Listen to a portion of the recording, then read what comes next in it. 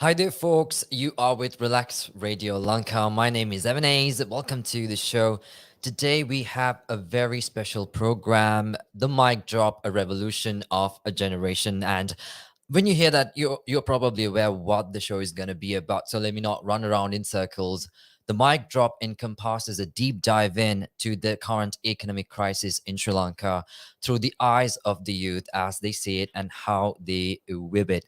And we are live on the Relax Radio and, of course, the Relax Radio Lanka YouTube and Facebook pages. It's going to be an amazing show. And we also have a very, very special person. I did say the word very twice because he is as twice as amazing as you think he is. Eric Heinrichs, I mean, you are no stranger to the people tuning in. Welcome to the show. Thank you so much for being a part of Relax Radio Lanka. Yes, absolutely. Thank you, Evan, for having me. I'm super stoked to be here. Thanks, Relax team. I'm excited to drop the mic. I mean, it is our pleasure, Eric. It is our pleasure. And, I got to tell everyone watching, by the way, he's such a vibrant, colorful person. He's just fantastic. And, he literally lit up the room the moment he walked in. So, Eric, before we dive into the, I'm going to say serious conversation, serious questions, got to ask, I did watch your Instagram stories yesterday. Yeah. You were talking about, Vesak, right? Today's Vesak. So Yeah. tell me a bit about that whole situation, because you said you've been in Sri Lanka for the past 3 years, Yes. and you really never got to experience Vesak, and now the current economic crisis is making things a whole lot worse for you. Tell us a bit about that. Yeah. So I came in 2019, and that was when the Easter attacks happened. Mm-mm. And then after that, in check in 2020, Perfect. in 2020, then COVID. Mm-mm. 2021, COVID as well. So every time there's been a Vesak, there's been something going on. And so literally just the other morning, my wife, Manisha, who's from Sri Lanka, she suddenly starts telling me about the glories of Vesak. It was like she'd never told me about it until it's like she just remembered, like, oh, the dance halls and the pandals and all this stuff. Yeah. Using all this, the lanterns and colors. I was like, what? It felt like I was in a movie and there was some legend of old that I'd never heard of. I mean, Sri Lankans, you heard Eric, right? So please, next year, let's stop this crisis and everything else, so Eric can celebrate. Right. Do it for me.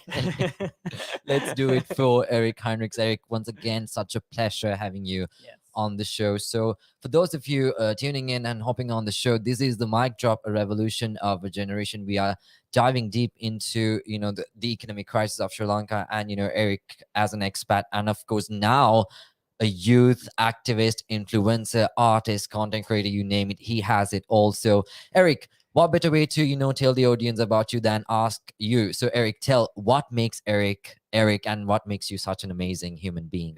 Thanks, so sweet, man. I'm so encouraged. I'm like, I'm gonna leave this like, it's man, the I'm truth. The best it's person the in truth. the world. It's the truth. You didn't hear what Evan said about me? I'm amazing. But yeah, man, about myself, I'm from the United States. I'm from Texas, from a little town in Texas that has about 1,000 people. So really small. And so I grew up in a little town where everybody knew everybody. So it's very normal. Anytime you're driving, you just wave at people. It's just a little farm kind of place. But before I came to Sri Lanka, I was actually working at a bakery in California. Oh. So making sandwiches and serving coffee. And that's what I was doing. Never thought I would be doing what I'm doing now. I mean, ever since I was a kid, I was always taking my dad's camcorder and making funny videos about wizards and, about waves and crazy stuff, And it was always kind of like a dream that I would love to do content creating and making videos and that kind of a thing. And I kind of fell into it when I came to Sri Lanka. Wow. And it was kind of by accident that I'm doing what I'm doing. And even meeting my wife when I came to Sri Lanka, that was such a crazy coincidence and a long story, but it's a story for another time. But it's been really cool, coming to Sri Lanka and falling in love with Sri Lanka and the people as well. So that's amazing stuff, Eric. So yes, the mic drop, we are starting with a jaw drop, because yes, it is Eric Heinrichs here at Relax Radio Studios, bringing you amazing information, with regards to the current economic crisis of Sri Lanka. So Eric, what do you think? Shall we dive right Let's into the dive in. first question? Let's do it. So, Apiyamu. so the first question is, oya kavada. Oh, Moncava. All right, great, fantastic. So in your opinion, and of course from your experience acquired from living in Sri Lanka, where do you think Sri Lanka is headed, overall, and of course not just in terms of economy? It's like when you landed here, right? Right. What did you think of Sri Lanka in general? Yeah. So it's crazy when I came in 2019. That was the same time that some magazine had Mm-mm, released a statement saying that Sri Lanka is the number one place to tour in the world. mm-mm, So it was projected in 2019 to be that. yeah, And that's where it was headed. Then, of mm-mm, course, the Easter attacks happened, and then wave after wave of unfortunate events came. yeah, So when I look at Sri Lanka and the feeling that I get from Sri Lanka and the way that I love Sri Lanka, there's something that Sri Lanka has that's truly unique that you can't find anywhere else. And I do believe Sri Lanka is, despite everything happening, I believe when she does push through, there's going to be a beautiful flourishment of tourism, and I think the youth. There's a mindset amongst the youth that can really create something in Sri Lanka that is so unique and so special yeah. because it'll have such a melting pot of culture. Something I love about Yep, Sri yep, yep. Lanka, True. and this is something I noticed when I first came to Sri Lanka, was I remember I went for a walk down this one street where I Mm-mm. was staying when I first came, and on my left there was, I could smell the incense coming from a Buddhist temple, and then I could Mm. hear the sound of a Muslim mosque. I could hear the singing from it. I Wow. could hear the church bells ringing. I could see the colors of the Hindu temple all in one street. Yep. Everything was there. Nowhere else in the world you can go where you have all that in one place. It's really magic. It's really a beautiful, beautiful experience. When Just you being in said Sri that, I Lanka. just pictured everything. That was a beautiful narrative, by the way. Yeah. So, I mean, yeah, and that really, I think, sets a tone. Do you think that is sort of like the similar experience that every expat has when they land in Sri Lanka? Yeah, I really do, because I think more than I think people initially they come for the sights and the scenery and all that, but I Yeah. think what I've heard from most expats is what they really stay for is the people, and that's why they come back. They might come for the scenery, but they Mm-mm-mm. come back for the Yep. connections that they find with the people. So So you yeah. do agree with the fact that they say Sri Lankans have a good heart Yes, and they're easy to 100%. talk to. Yes, very much, very Yes. hospitable. Well, fantastic, Eric. So moving on, let's dive in directly, right? So the economic crisis of Sri Lanka, when it started, right? So I'm gonna connect it with the first question a little bit. So when you headed down here, did you think that there was something not right with the current political system? And of course, do you think there were the robberies and everything going in the Right. political system? Yeah, I mean, so when I came, obviously coming from America, it's a different, a whole different setup. There's Yeah. a different system. Mm-mm, And so I just figured the way things were going were I just kind of felt, oh, that's just Sri Lanka, mm-mm. and I kind of wrote it off. Yeah.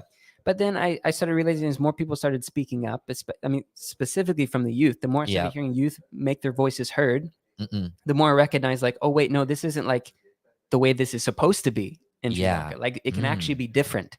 And I just kind of had locked Sri Lanka into an identity of like, oh, it's just this, maybe slightly politically confused place. But Mm. then now realizing, like, no, actually, it was for a long time very politically controlled. And now there's voices coming out that don't like the control. And Mm. so it's really refreshing to see. So yeah, I'm starting to see that and experience that, and it's cool. It's cool to see what's happening. So That's yeah. awesome. So give us your thoughts on the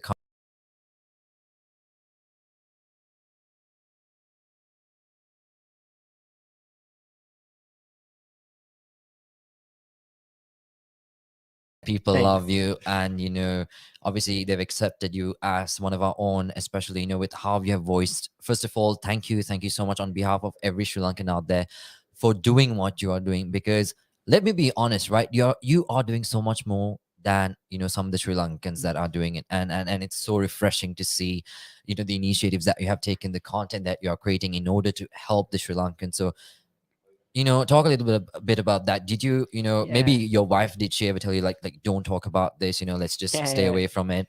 So yeah, absolutely. Manisha's very protective of me, and I know Yes. when I first started, because I started realizing there was some banter going on about, kind of the control of the government, and started realizing, oh, Sri Lanka has like one family. These little things were coming in, but I just kind of listened. But then I realized that like everybody related to that kind of uh, verbiage, and so I Mm-mm-mm. started doing this thing. Maybe you guys, I started doing this little bit called Pete Rainwater, Oh, where I act like a kind of like a Texan. I talk like this. Hi, I'm Pete Rainwater. Kind of like very Southern okay. draw.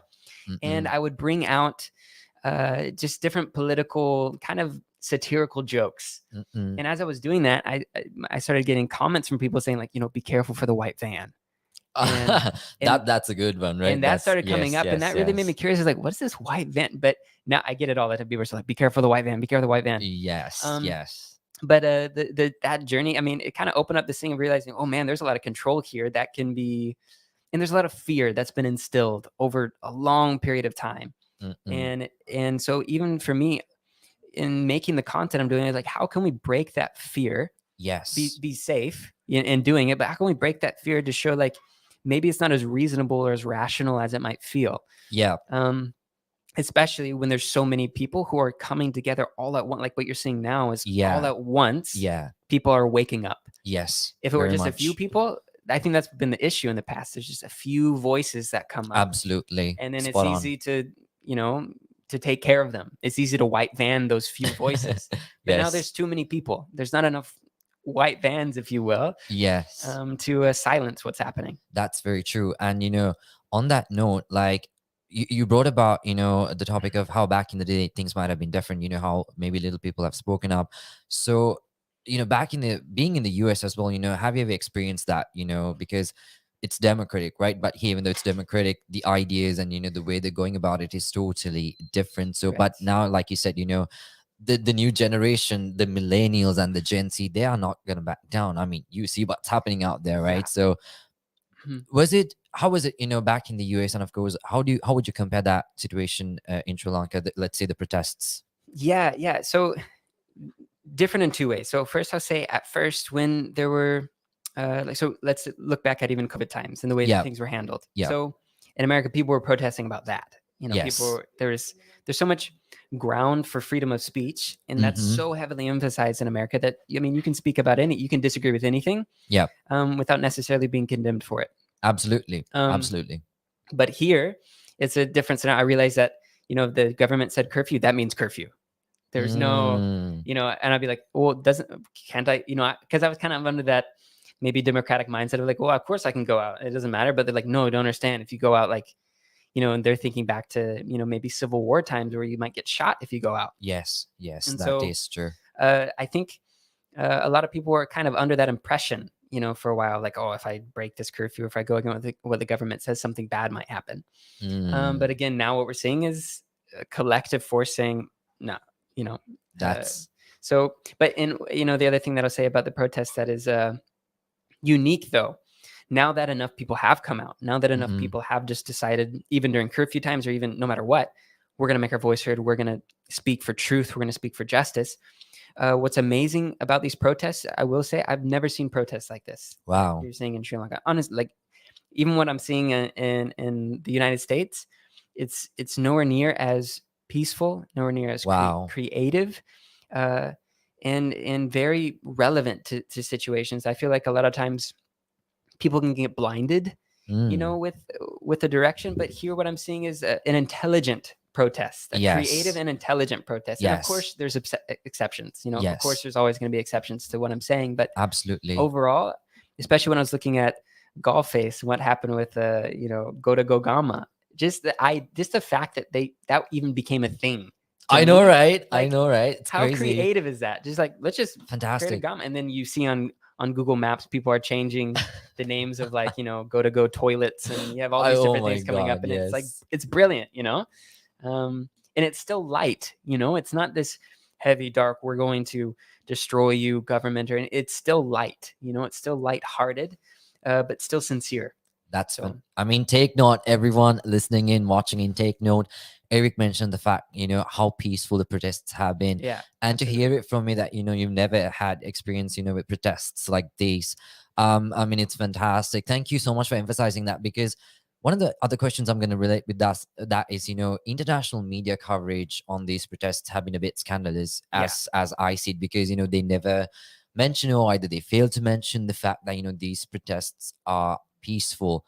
So do you think maybe the government has a part in, playing that? Do you think maybe they're bribing these media organizations? You never know, right? You never absolutely never know. know. Yeah, Why do you think they're not, actually just saying it straight? These protests in Sri Lanka, they are peaceful, and the government is adding the violent part to it. yeah, definitely. I mean, from what I've my honest observation, it has felt very much like that. It has felt like the people are heading one direction, and for a long time, it felt like, uh, especially at the beginning, the government was trying to sow seeds of like, okay, how can we bring a little division there? Maybe sow a seed of this or that, hoping that eventually it would break. Eventually, oh, we can turn them against each other.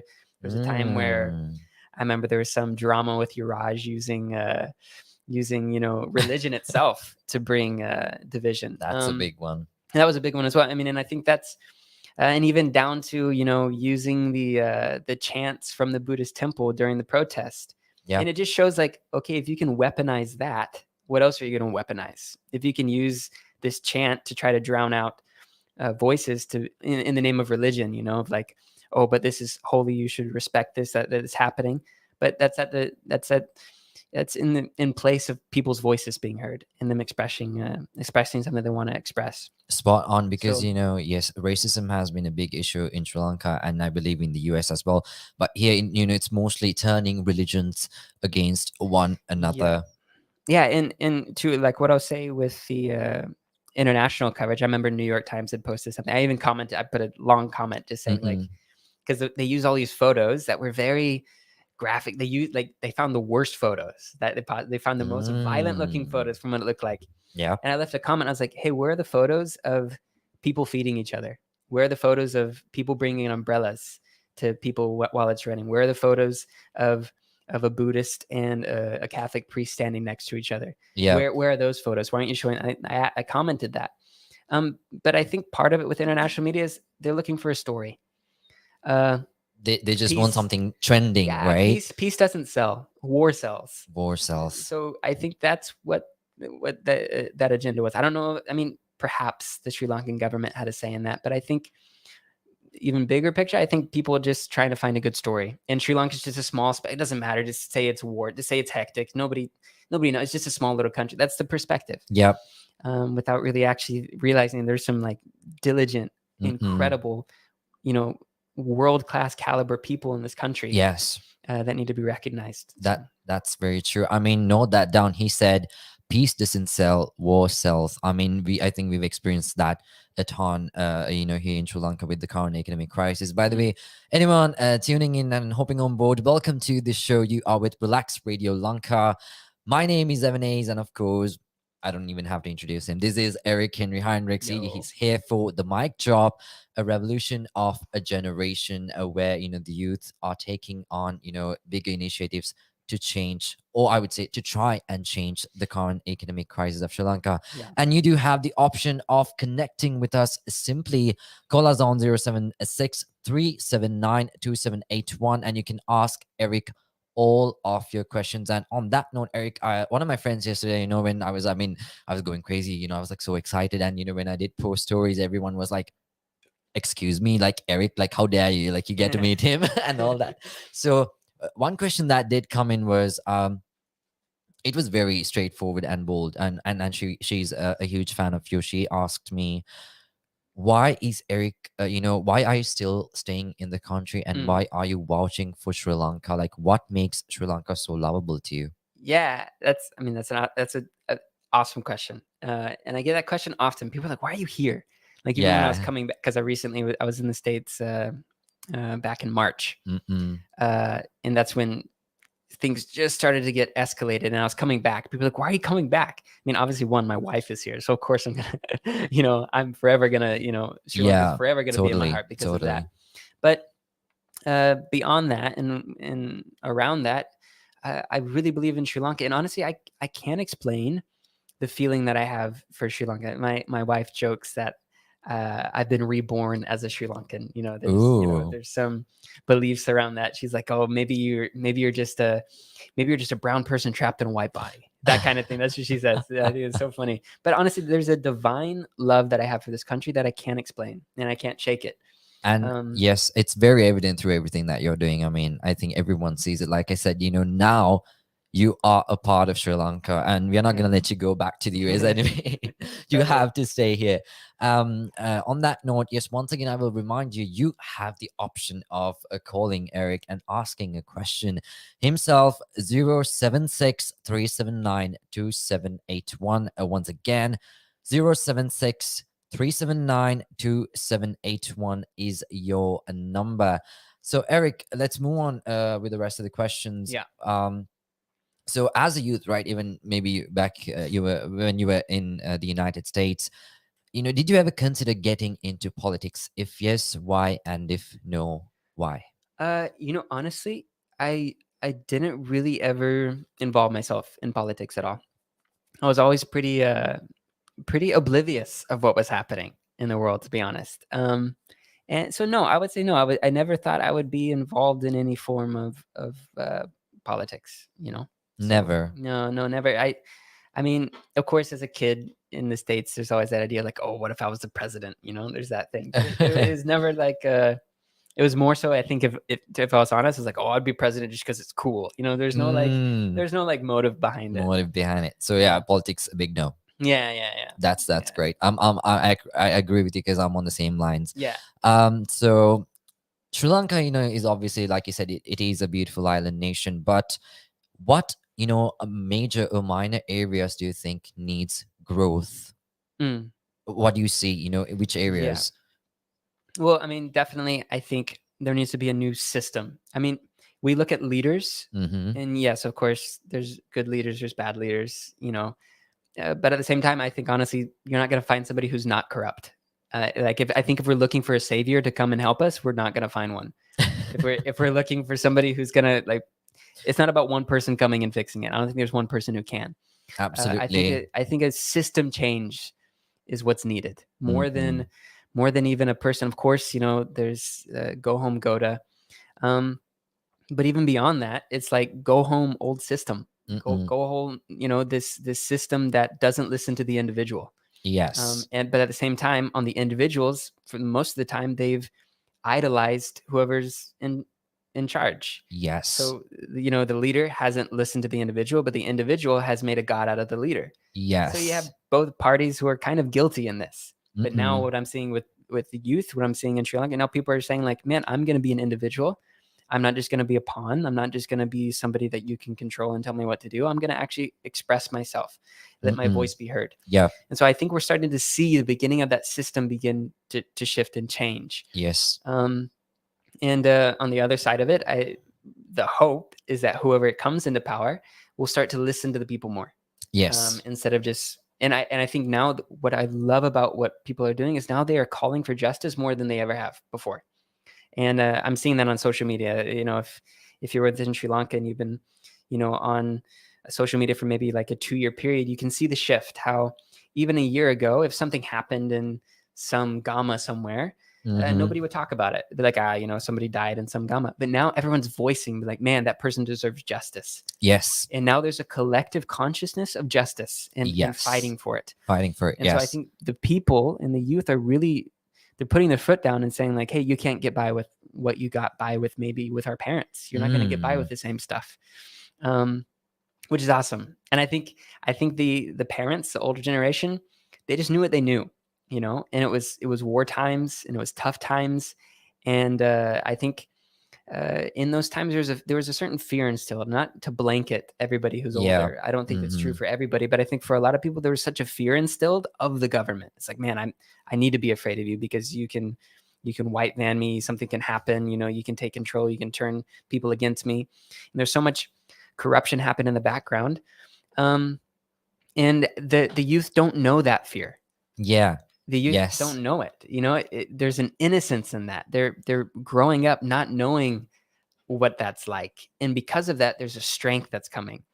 Obviously, it's good to listen to the wisdom of the old, but it's also so good to listen to the wisdom of the new, because the wisdom Yes. of the new is what's going to progress, Yes. because they're the new generation. They're the ones that are going to be here for the longer amount of time Time. Absolutely. as it goes ahead. So So yeah, that's very true. And I think the older generations, like you mentioned, I think they're pretty much in shock. They're like, what on earth is going on? Like, yeah, where does this strength come from? Where is this power coming from for the youth? And I think, that is why we call it a revolution of a yes. generation.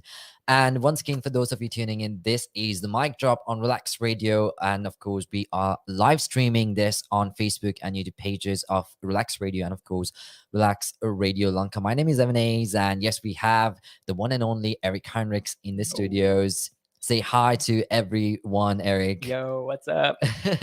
He's actually bringing in all the smiles in the studio, and with him especially, he is actually starting off the first ever episode of which will be an ongoing series on Relax Radio Lanka. So we wanted to make it lighthearted and maybe a bit funky as possible as we can, because at the end of the day, this is targeting the youth crowd. Totally. And on that note, I do want to ask you a question before we head on to the break. So you said, that the people are fearing the government, right? Do you think, Yeah. how should that system run? Should the government fear people, or do the people fear the government? Yeah, absolutely. I think the system's backwards, and I think there needs to, and I think it's starting to happen where they're realizing, especially with, what happened with the protest. We can't deny how much change came because of the protest. For one, they were peaceful, and really, it only got violent whenever you realize that the police, because what I noticed was happening was, like, the police, if they came in, people would fight for peace. If there was somebody to come in, people wouldn't have it. They would just, no, we're still going to stand for people, which was so amazing to see. And I think whoever is controlling this thing kind of realized, okay, we can't use the police against them. Let's use our own people against them. So instead of bringing police against people, they brought people against people. And that was the only time you saw things get a little out of hand, was when it was the people against the people. When it was two mindsets, and whether those people were bribed or given, some whiskey or whatever, who knows, so there's some convincing videos that make it seem like they definitely were very bribed. much. Yeah. But yeah. So I think what's happening is very good with these protests, and I think it's been very effective, and I believe it can continue to be effective. Yeah. But here's something I will say with the protests. I think with creativity, progressive creativity becomes more obstructive when we stop listening. Yes. So I love the creativity that's happening, but also what I would say to people who are maybe at the protest every day, there's people who are really forerunning this and going, there's people who are going way more than myself. There's people who are so involved. And what I would say is, like, keep listening to the situation. It's like, I think sometimes people can shout just to shout. Yes. And definitely there's been a shift, right? Something's changed. Absolutely. You can feel it in the whole atmosphere. Something's changed. And it's like, do we keep protesting the way we've been? And when does the creativity become destructive rather than progressive? And that's the question to ask. And I think you really have to put your ear to the soil and say, okay, Sri Lanka, what do you need? What do you need? And how can what we're doing? Because what can happen is you can just keep protest and just keep yelling, go home, Goda, and be completely deafened by your own voice to what actually needs to happen next. So I think that's very important. Just to keep an open ear to, okay, how does this protest keep developing? Because we can just get locked into, oh, we're just a little Gama. We're just this little village, and then it becomes like its own little place. Rather than it being a movement, it becomes a place. Yes. And then people start protecting the place rather than protecting the movement. Ooh. And so I think that's important, is to be fluid and don't get locked into something. Don't get locked into a judgment of, like, this is who we are. We're go home, go to. Maybe there needs to be a new narrative. Maybe there needs to be a new approach to bring about even more effective change. So That's fantastic. Well, you heard it from himself, Eric Heinrichs, in the Relax Radio Studios today on the mic drop, a revolution of a generation. I mean, the show is fantastic, Eric. We're so glad that we got you on for the first yes. episode because you are making it as vibrant and as colorful as it can be. And I'm pretty sure we did get a couple of questions as well, which we will be asking in the next half hour of the show. Well, with that said, let's move on to a short break. We will be right back.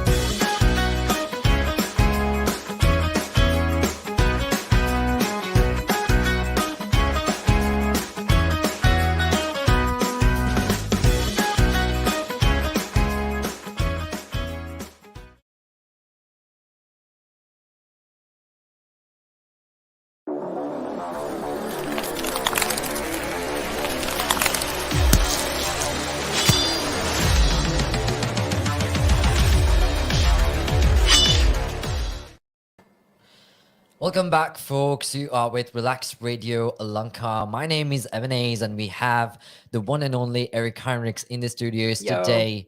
Yes, welcome to the show, Eric. Thank you so much once again for being here. But yes, this is the mic drop, a revolution of a generation, where we are, bringing in youth. So this will be an ongoing series where we will be, getting different perspectives from different members in the communities in terms of youth, right? Whether youth activists, just the youth in general, or even the youth influencers.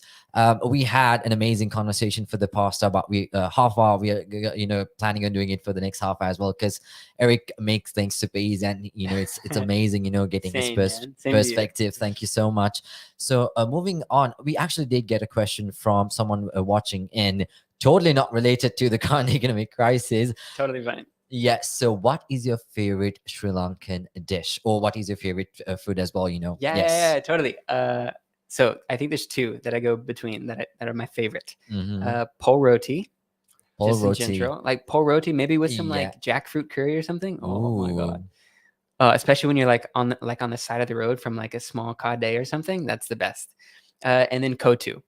When I was introduced to kotu, I Yeah. was like mind blown. That could be an international dish. I think kotu could save the economic crisis. I think we should just start exporting kotu, make it a thing. Get chains of kotu different places. I think we could All the come up with something. restaurants listening in, that's the way to Yeah, get the that's it. foreign reserves into the country, all right? So is it cheese kottu? Is it Oh yeah, chicken kottu? it's the masala chicken cheese Oh, kotu. It's okay. so. I The- mean, it has some after effects. There's some.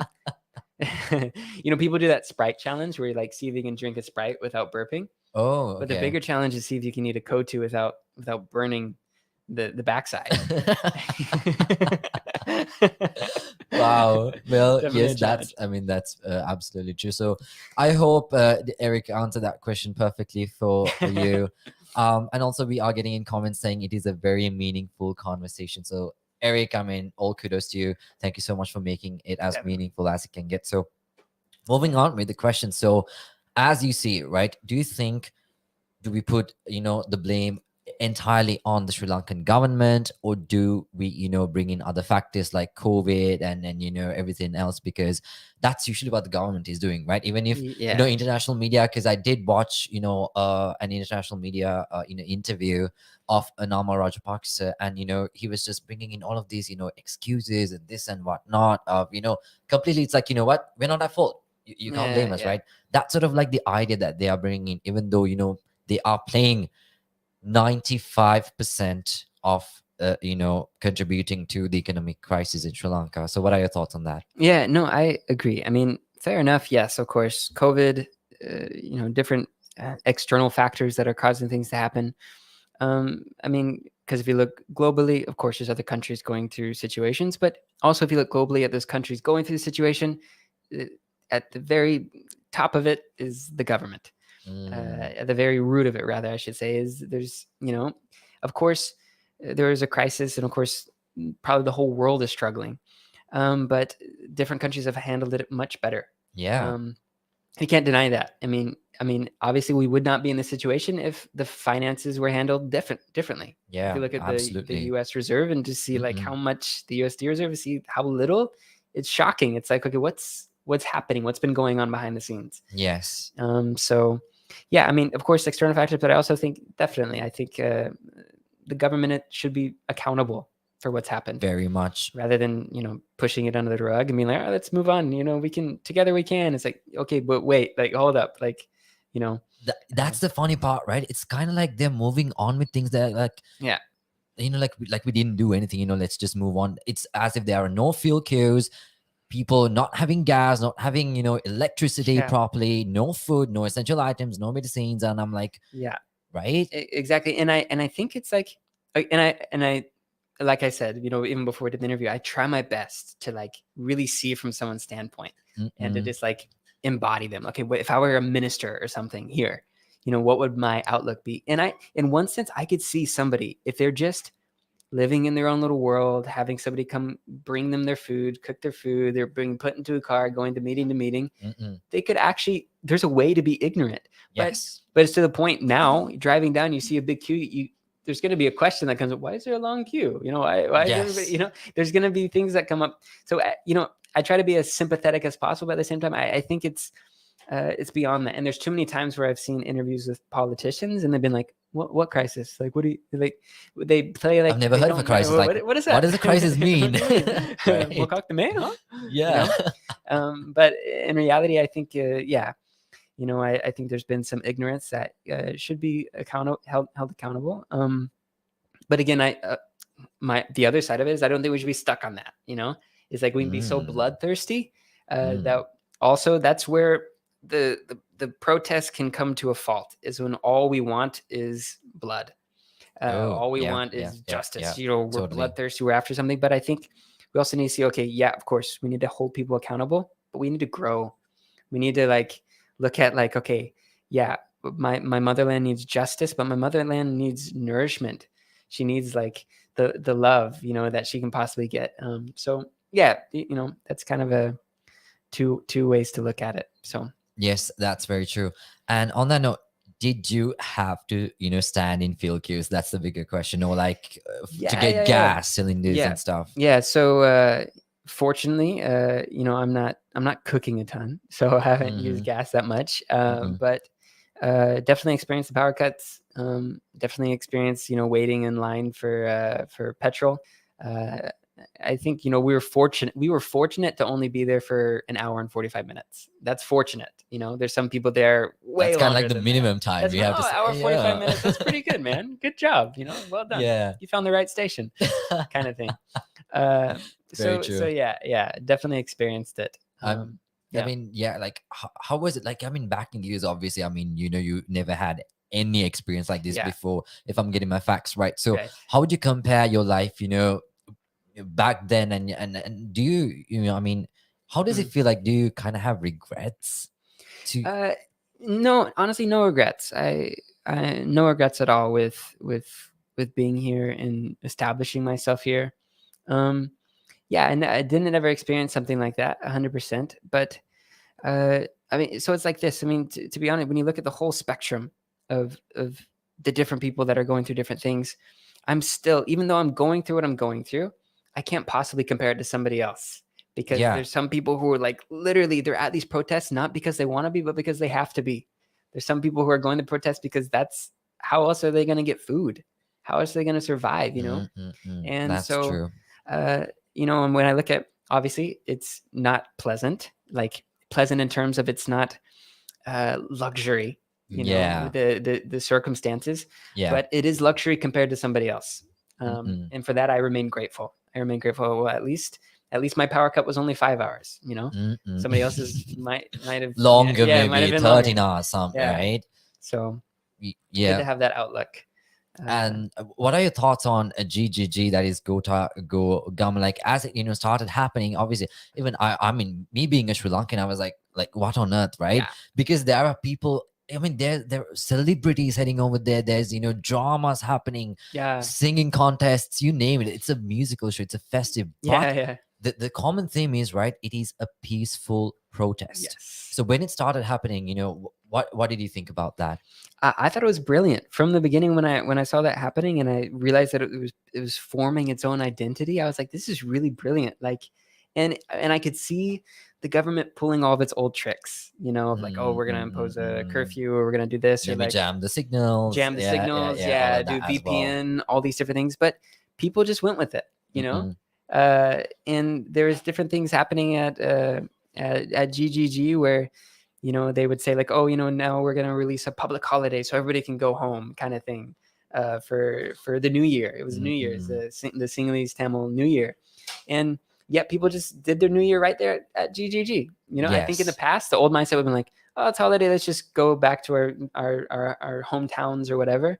But here they're like, nope, we're going to stay here and we're going to let the kitty butt, or the milk rice boil over right here, which I thought was brilliant. They were just like, not having it from the government and really owning an identity of a people that are bold and a people that are expressive. Yes. And the creativity that's come from these protests has been nuts, man. Like the way that people, instead of, and I wrote a poem about the whole situation. Oh, wow, you did. Yeah. I did. Let's talk about that. Yeah, it was kind of like a spoken word, if you've heard of that. Okay. So this poetic spoken word that I wrote about this situation, because what I was observing was like, man, these people are so creative at these protests. Like they don't need the government to create like this. Like there's a beautiful independence that was being shown of the people showing like, man, we are the power. The people have the power. Yeah. And the way that people were creating, instead of responding in violence, they were responding in art. Like whenever there was that shooting that happened, where somebody was killed. Yes. What was amazing was the next day, instead of like retaliating, they came with like these fake body bags. I don't know if you saw that. They came with fake body bags and brought it up to the police and held it in front of them. Like that, what a statement. Like what a creative, instead of like literally retaliating. The imagery. The imagery, yeah. Yes. Because that's art speaks way louder than words. Art speaks way louder. Honestly, art is the way to communicate something that will hit somebody's emotion, hit somebody on a deep, deep level. And what I'm seeing from these protests is people know how to do that. It's amazing. Yes. So it's been incredible to watch that and to watch how it's adapted. And along the way, there's been some amazing pieces that have come from these protests. That's very true. And on that note, we are getting a call. Let's hear who this is. Hello there. Hello. Hello. I hear a faint voice. Yeah, it's very faint. May I know who this is, by the way? Hello.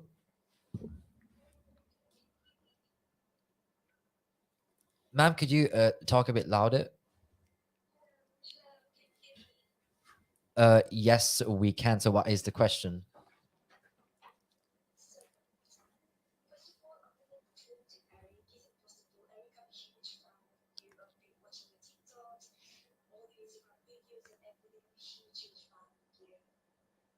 Yeah, she says she's a huge fan of you. Thanks. I heard. Yeah. It's very faint. I can kind of hear. Yep. Thanks so much. Appreciate that.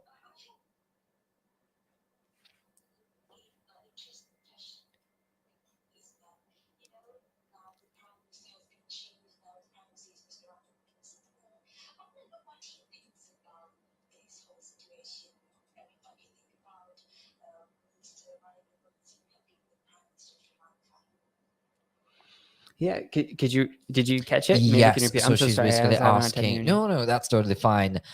So yes, we are having a brand new prime minister, Ranil Wickremesinghe, the 26th prime minister of Sri Lanka. Right. He was elected, not elected actually. He was put in power as the prime minister on the 12th, and she's basically asking, what are your thoughts on that? Yeah. So I've had a back and forth conversation, and of course, I'm hearing different sides. I'm hearing different opinions, and being somebody not from Sri Lanka, I'm very careful with my opinion. I'm very careful with saying it because it's like, in one sense, it's honest. What do I know? I've been here for 3 years. Totally fair. Totally fair. So I can share just some thoughts. I mean, when I look at it, and I look at the fact that he stepped in like he did, I can respect the fact that he's stepping into kind of a suicide mission, because look at the current status of the country. It's in a terrible stance. And sure, there's Sajid, who last second was a little late in saying it in coming forth, but there was just very few people who were willing, and Rano was one of them, just saying like, I'm going to take the bullet, I'm going to step in. And of course, who knows what agendas might be lying within, but I'm hopeful, to be honest. I'm hopeful that something can happen and something can change. And I think people just keep doing what people do and keep holding accountable. I say let's give them some time and see. That's the best to do. I think it's important that we observe, that we listen, because I think we can be so quick to just, all right, now go home, Ronell. We can go that quickly right into that. But I think it's already happening, by the way. Yeah, I think it's already happening. And I would say like, okay, but maybe just wait just a second, hit the brake a second, and watch and see what happens. And then if it doesn't go well, then let's go for the go home Ronell. But I let's keep that option on the sides, right? Keep it on the side. So. Well, thank you so much for the call. We totally appreciate it. We didn't get your name, by the way. I'm Hashini. Hashini, thank you so much for calling in. We love the question. Thank you so much. And once again, Eric, I'm a huge fan of you. Thank you for doing everything, and keep on doing being the amazing human being you are. Yeah, thanks so much. Appreciate that. Bless you. That's awesome. Thank you so much, Hashini, for being a part of Relax Radio Lanka. Thank you. Well, there you go. We had our first caller. And on that note, since we did start talking about, the prime minister, the new prime minister, Ranil Wickremesinghe, many of the opposition parties, they were opposing this idea, right? They actually said it is illegal how he came into power. Right. But, of course, according to the Sri Lankan constitution, right, if there is no prime minister, the cabinet automatically gets dissolved. Is that the same system that is there, in the United States? Or what do you think of that? Do you think just because the prime minister is dissolved, why should the cabinet be dissolved? Because, at the end of the day, the state of affairs, right? It has to run its course within a nation, and you need Yeah. ministers for that. Yeah, definitely. There's in the States we have our own set of protocols, but what I will say I notice is quite a contrast is in the States. More often than not, it's left to the people to decide. Yes. There's a vote. You're not just going to be like, all right, this person's, unless there's a state of emergency. Yes. In a state of an emergency, then of course there will be, the general who will step in and will start taking control. But if it's something else, if it's, somebody resigns, then it seems reasonable that you should vote somebody in, and there should be a choice given rather than like, who wants to do it? Yeah. So I think that's definitely a difference. And yeah, like you said, I think at the moment people are maybe they're trying to give a chance to Ronald Wickremesinghe, because he has contacted international partners to set up an international aid consortium, right? Because and what do you think of that, by the way? Do you think reaching out to international partners to build up an international aid consortium is the right way to go about it? Or I mean, yes, when I look at it, I don't know how much other options there are. It's like, what can we do? I mean, I think we're in a state of weakness. Yes. And I'm closely follow like the U.S. ambassador and her thoughts, and I honor her opinion and everything, and just seeing her support, towards Ranil coming in. I trust her outlook. Her name's Julie. I trust her outlook. I want to follow it through. I don't want to be so set in one way or the other, but I want to follow the conversation through and see what happens. But yeah, I mean, when I look at his approach, I think there's a comfort, to be honest, for me, that he is so willing and so quick to kind of be like, yeah, we're in a bad situation. We need help. Yeah, that's true. Which Mahinda didn't do until we got to this point. Yeah, right. Nobody was asking for help, but he comes in immediately. He's like, hey, we need help. Right. So, like, where was that all this time? Yeah, right? Exactly. Where was that all? Man, it could have done that a long time ago. Yeah. Now, the truth is, there was a long time running corrupt political system in Sri Lanka. But, what we spoke about were, the old generations, they never really kind of, had the power to come out and say, this is wrong. Like, this has to be stopped. And what about, what are your thoughts on, obviously, there has been, talks of how they did rob some of the money and some of the tax money of Sri Lankan people, and how they're living the luxurious life, right? That Sri Lankans should be living. I mean, think about the fact that we don't even have essential items at the moment. They have to be held accountable for their robbery. Do you think they need to be arrested? I think if we can have proof and if we can have evidence, then of course 100%. I think if evidence can come out and be confirmed that they have clearly been robbing from the people, I mean, there's no reason for them not to, right? Yeah. And here's the thing. I hear so much hearsay, of these things, but for me, like, I'm a very judicial person. I'm like, sure, like, it looks that way. Yeah. It does look that way. 100%. It looks like it's just like running off with the money, and you hear all these rumors about having some plane go to Uganda full of US cash and all this conspiracy that's going on. And it looks that way, but I'm like, man, show me some solid evidence. And, I heard there's a US senator who's actually looking into it, which is cool. I don't know if you saw that news. There's a US senator who's actually trying to track the root of what's happening in Sri Lanka. Oh, wow. So that could be an interesting report. That's good news. Yeah. So there's somebody actually looking into the Rajapaksa family to see, okay, where is, I don't know how deep that investigation is going to go, but hopefully it can go deep enough to maybe find something. Oh, I'm pretty sure they're going to find something. Yeah. But also moving on, right? The attack on the peaceful protesters on the 9th of May, a very dark day to Sri Lanka. I think that's going to be remembered for the years to come. The pro-government supporters, just came in violently attacking the peaceful protesters, right? I mean, like, it really did not make sense, because when it hit the news and I was just scrolling through social media, seeing what was happening, my heart dropped. Because the fear that got instilled in me was, is this going to be another civil war? Because that's the idea I had. Because it's civilians against civilians, right? So do you think, the government, obviously they are using the civilians as hatchet men, right, to take down the peaceful protesting of Sri Lankan? So when, it hit the news and when you got to know, explain to me that specific moment.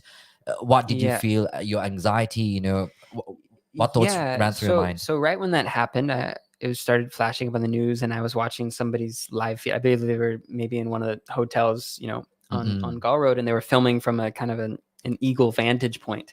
Yeah. And so I was watching. I was like, "Oh man, this looks crazy." And I was flipping through other people's stories, like, "Okay, what are Yes. people saying? What's happening?" And I was hearing, a lot of people saying that, right, get to GGG, telling the people like, come to GGG, come there right now. And I just knew that wasn't the right approach. And Totally. so I saw that happen, and I just knew, like, okay, now we're making it about a village.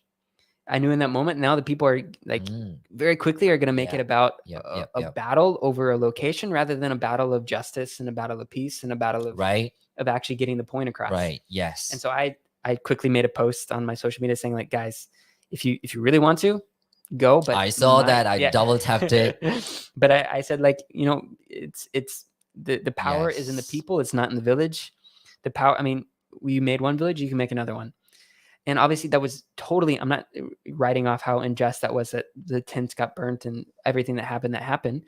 But there needs to be a higher vantage point to see, like, okay, yes, that was terrible that happened, but that's not the movement. We are the movement. We are the movement. The location is the movement. We are the movement, and we can build. And that's what they've done. Honestly, they've rebuilt. They built a cinema. I saw they built a cinema. I know it. It's better than what it was, I guess. So it's that's amazing. incredible.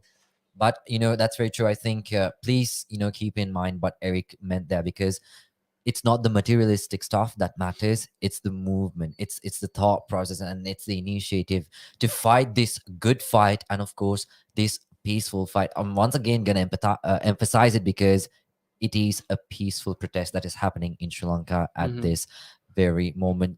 People are fighting for their lives and, going through the worst. And that is why we here at Relax Radio Lanka, we brought in this initiative of the mic drop, a revolution of a generation, and bringing in our very first guest, the one and only, the most amazing, incredible. I could go on about that. More Eric. Adjectives. Give me more adjectives. More adjectives. Vibrant, colorful. I could go on. He's amazing. He definitely lit up the studios just as soon as he walked in. So, like I said, he's fantastic. He's amazing. I think let's move on with the rest of the questions now. Some of the people, right, they have been really, really silent on this situation. Most of the Sri Lankans. So, what do you think about that? Those who choose to stay silent, right, regarding the crisis in terms of sharing related content on social media or not showing up for protests? Yeah, I mean, for me, I feel there's a lot of different reasons somebody might, and that somebody might go. I'm very quick not to put any pressure on anybody for not going, because I think there could be 1,000 reasons somebody might not go. Yes. I do think if you have a strong, clear opinion and you could say something that could help, then it's like, don't be silent. If there is something, and I think a lot of people maybe think their voice isn't powerful and that people might not hear what you're saying. People not be listening, but trust me, people are listening. People are definitely listening to what you have to say, especially in this time. People are sensitive. People are going through panic attacks and anxiety, and maybe you have the cure to their situation and the cure to what's going through. So I think it's good to voice something. But what I will say, and maybe this is a bit of a deep thought, is like, it's important that if you are going to voice, and this is what I've been guilty of myself, is going in and not checking you got to check yourself before you go and like make your voice be heard. Totally. Because you have to ask yourself questions like, okay, I'm going to go go against, today I'm going to go protest against the bribery that's happened. But then I have to ask myself, but haven't I taken a bribe? Like, haven't I done that before? You have to ask those questions of, like, that's deep. If I'm going to point at somebody, could they point right back at me?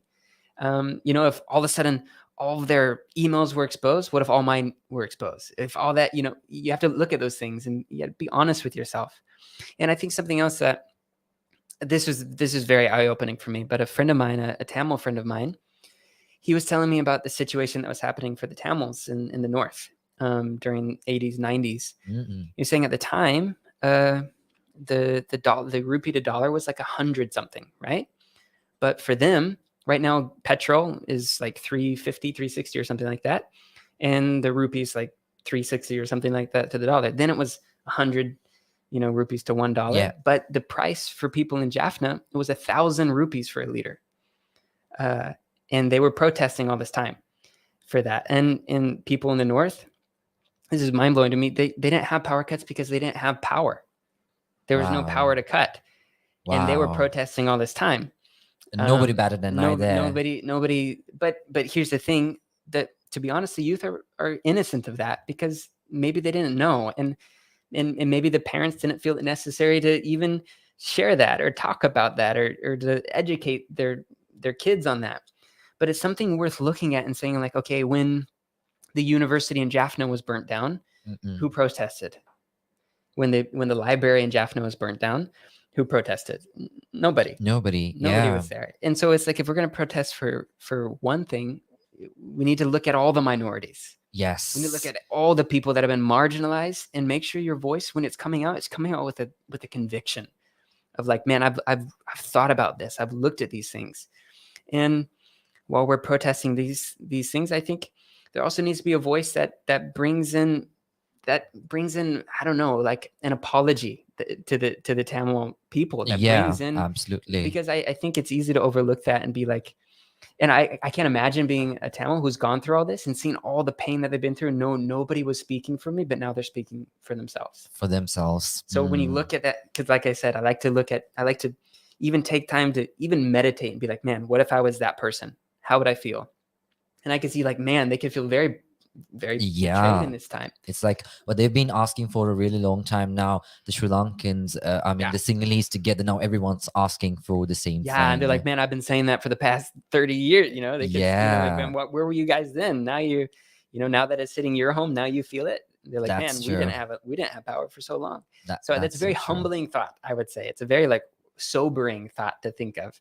But it's good to observe those things before you go out and protest and be like, man, do I have a clear understanding and what my voice can do? That's amazing. Thank you so much for bringing in that idea. I love it, and I'm pretty sure the audience loved it as well. Sadly, and of course unfortunately, we have come towards the end of the show. But Eric, before we wind up, give us your last words, your thoughts on the show, and of course, anything that you want to tell to the Sri Lankan community out there. Yeah, definitely, man. Thanks so much, you guys, for having me. Our pleasure. I really enjoy this. This is fun. I like. I'm usually making these funny videos. So it's fun to have a bit of a deep conversation. But if you want some comedy, you can always scroll through my stuff and laugh. But yeah, man, what I would say to everybody is like, keep listening. Keep creating, but also in the midst of your creativity, of everything you're doing, as you're protesting and as you're expressing yourself, keep listening to the situation, because the moment you stop listening is the moment your creativity becomes ineffective. So I would say just keep listening and be observant even before being judgmental, Yes, so, yeah. Absolutely. Thank you so much, Eric. It has been an absolute pleasure having you in the studio. It's not just, on the show, but, off air. You were just as fantastic and as amazing as he is. He's one of the most brilliant human beings I think I've ever met. Such a fantastic talk with you. And thank you for everyone that sent in your questions and your comments, and for making this show as amazing as it could have been. But this is not the last of Eric you'll see at Relax Radio. We will be, we'll probably keep him chained to Relax Radio, so we don't let him go. Sounds cool. Thank you, Eric. Once again, you are with Relax Radio Lanka. This is the Mic Drop, a revolution of a generation. This is the first episode of a series that will be ongoing on Relax Radio, and we did live stream on the Relax Radio YouTube and Facebook pages. Thank you so much, everyone. Have yourself a fantastic Sunday, and Eric, go home safe and have a fantastic Sunday and the rest of the year ahead. Thanks, man. Appreciate it. With that said, we are ending this live broadcast of the Mic Drop, a revolution of a generation on Relax Radio.